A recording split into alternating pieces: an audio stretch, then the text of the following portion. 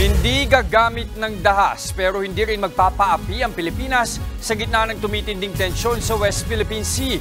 Yan ang iginiit ni Pangulong Bongbong Marcos kasunod ng panghaharas ng China Coast Guard sa mga Pilipinong sundalo sa Ayungin Shoal. Nasa frontline ng balitang yan, si Rainiel Pawi. Kailanman ay hindi tayo magpapasupil at magpapaapi kahit na kanino man. Iyan ang pahayag ni Pangulong Bongbong Marcos sa pagbisita niya kanina sa Western Command ng Armed Forces of the Philippines sa Puerto Princesa City, Palawan.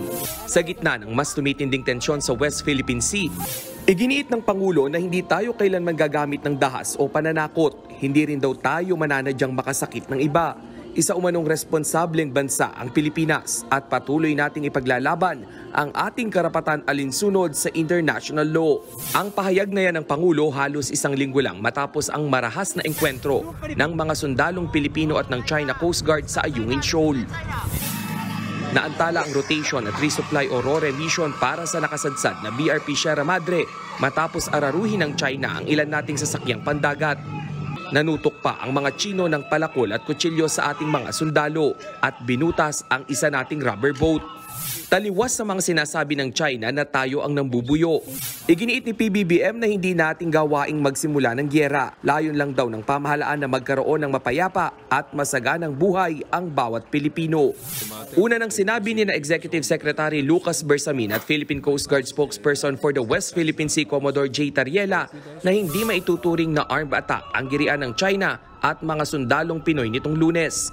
Posibleng isa lang daw itong misunderstanding o di pagkakaunawaan. Pero nababahala ang Amerika sa tumitinding tensyon sa West Philippine Sea. Ayon kay U.S. Assistant Secretary of State for East Asia and Pacific Affairs Daniel Crittenbrink, naging irresponsable, agresibo at mapanganib ang mga aksyon ng China. Tiniyak rin nilang mananatiling matatag ang alyansa ng Amerika at Pilipinas. May Mutual Defense Treaty ang Pilipinas at Amerika. Sa ilalim nito, may obligasyong sumaklolo ang Amerika kung may armadong pag-atake laban sa Pilipinas. Iginiit naman ni Pangulong Marcos na wala tayong pinapaburang panig. Kasabay ng pagbisita ng Pangulo sa Palawan, pinarangalan niya ang mga sundalong kasama sa RORE mission. 79 na sundalo ang binigyan ng Order of Lapu-Lapu Rank of Kamagi. Naka-wheelchair namang dumating si Seaman First Class Underwater Operator Jeffrey Facundo ng Philippine Navy nang tanggapin niya ang Award of Order of Lapu-Lapu Rank of Kampilan. Si Facundo ang sundalong naputulan ng daliri matapos maipit sa rubber boat habang kagirian nila ang China Coast Guard. Sa huli, hiniling ng Pangulo sa mga sundalo na huwag magpasindak sa pagbabantay sa West Philippine Sea, lalo't patuloy na lumalala ang tensyon sa pinag-aagawang teritoryo.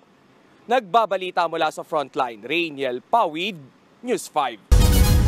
Mga kapatid, Jess De Los Santos po. Iba na ang may alam at may pakialam sa panahon ngayon. Para sa tuloy-tuloy na balitaan sa frontline kahit weekend, mag-follow at mag-subscribe.